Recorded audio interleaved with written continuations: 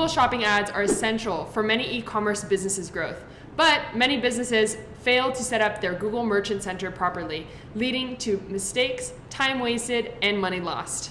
All right, so today we're going to kind of do a walkthrough of Google Merchant Center. We'll be going in and out of our screen here. So first thing you need to know is that you need an active Google Ads account, obviously. You need an e-commerce website because you need to direct people to your e-commerce store. You might need things like your business tax information, and of course you want your high quality photos because you're going to feature them on Google Merchant Center, and then of course accurate product descriptions with pricing and all of those things. Yep. Okay, so first things first. So you're going to go to google.com/retail/. You should see a screen like this. It says drive sales and reach more customers on Google Shopping. Go ahead and first click on the blue Start Now button. This will open a new screen. Basically, you're going to tell Google some information about your business. So it will ask, do you sell products online? If you do, hit yes. If you don't, hit no. And it will ask for your store's website. So in this case, I am going to put our website. We do not sell online, so it's going to be a little different. Okay, and then do you have a physical store? No, we don't, so I'm going to put no. And then go ahead and hit continue. From there, you'll get a second screen. It's kind of giving a little bit more information about what you need and where it will show. All you have to do is continue to Merchant Center. It'll bring you into a section where you have to fill out your business info. So from here, I'm going to put in our business name. We are a registered business in the United States, so I'm going to keep that there. And I don't really want personalized emails sent to my email inbox, so I'm just going to unselect those. And all I'm going to do now is hit continue to Merchant Center. Gonna load for a second. All right, cool. So what happens next? Let's see, go click get started. And then when you're on this, you're gonna have to fill out a few things. If you scroll in here, you're gonna have to add your business address, confirm the online store of your business, add details to show how you ship your products, add your return policy, set up sales tax to show your product prices, and add your products. All right, so let's hop into how to set this stuff up. All right, so now that you're into your Google Merchant Center, one important thing that you have to do is confirm your website. There is a large list of things to do, but the one you want to take a look at is confirm the online store of your business. Go ahead and hit confirm, and it will bring you to a second window where you go ahead and put in your URL. And there's a few different ways that you can do this. So you can get a literal piece of mail where they will send you a code that you will input back into Google Merchant Center. And then what we've done in the past, which is the easiest, is adding a little piece of code. So it's called an HTML tag. Basically, you copy and paste this tag into the header portion or the theme editor of your website, and then Google and your website can then communicate with each other. The other way you can do it is through Google Tag Manager. This is similar to adding the HTML, but instead of the HTML, you're going to add it to a Google tag into your header or into the theme editor, and that will connect to your Google Tag Manager and then to the Google Merchant Center. All right, product feed options. So this is when you input your products. Let's go back one here. There's several ways to do it. We're not going to show you exactly, but one is a manual upload. So you can actually just put your products one by one. Another thing you can do is there's a Google Sheet. So they'll send you can download a template of the Google Sheet and just fill out all the columns. Or you can do an API integration. So if you have like a large catalog of products already, you can just connect it to your catalog and it will import. Okay, so now that you have chosen your method of uploading your products, you're going to need some information. So let's say you use Google Sheets. On your Google Sheet, you're going to want to make sure you have a GTIN or an MPN.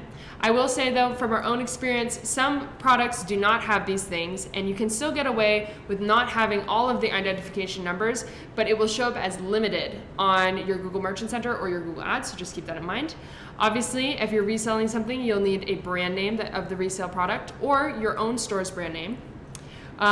You're going to need a product title, category, price, availability status, URL of the product, an image URL, a product description, and then the color, size, or materials if applicable. All right, so for best practices, when you put up your product titles, definitely include your brand name first so people know it's your stuff. You can add a product type, so like what kind of product it is. List any key features so that will have people be easier when they select which products to buy from you. You can include a model number, and then an example of a product would be Nike Heirloom Pegasus 38, men's running shoes, blue, white, or whatever color.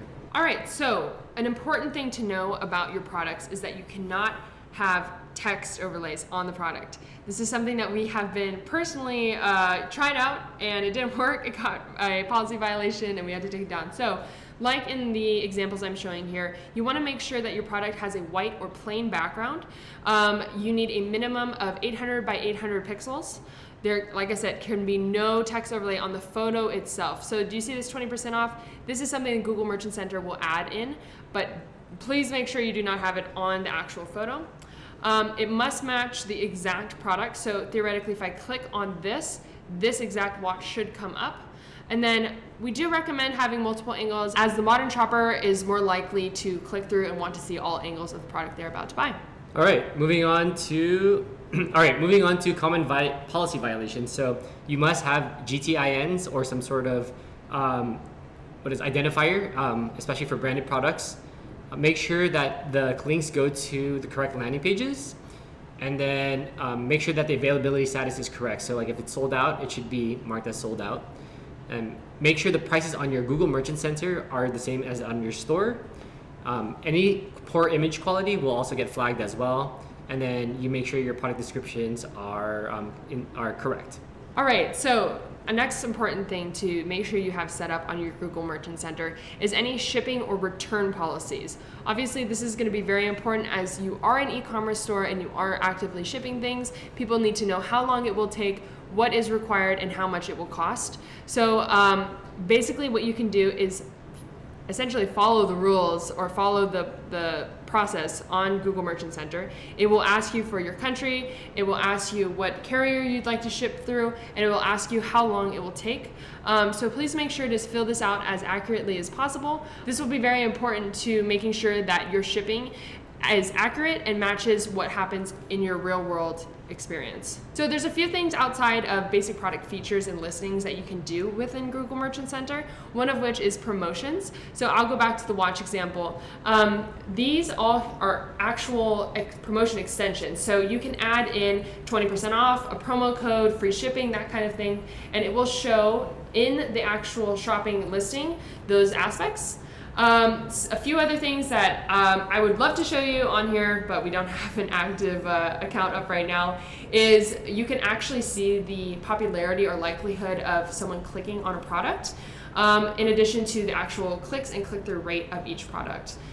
There's a lot more information too in terms of being able to check your inventory and making sure it's staying updated.